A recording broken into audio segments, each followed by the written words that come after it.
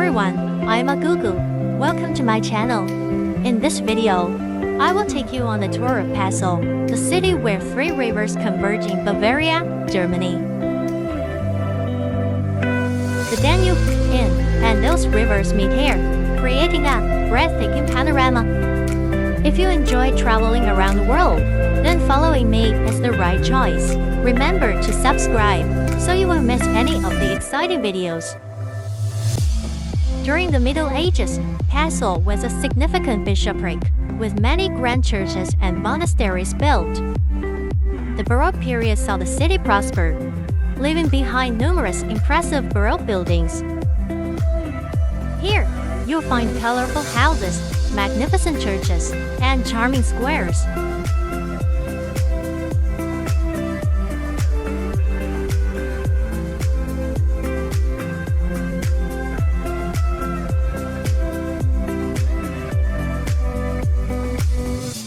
One of Passau's most famous landmarks is the Veste Oberhaus, from whose towers you can enjoy a panoramic view of the city and the surrounding countryside. A detailed introduction to this historic site can be found in our previous videos, which you can watch on my channel.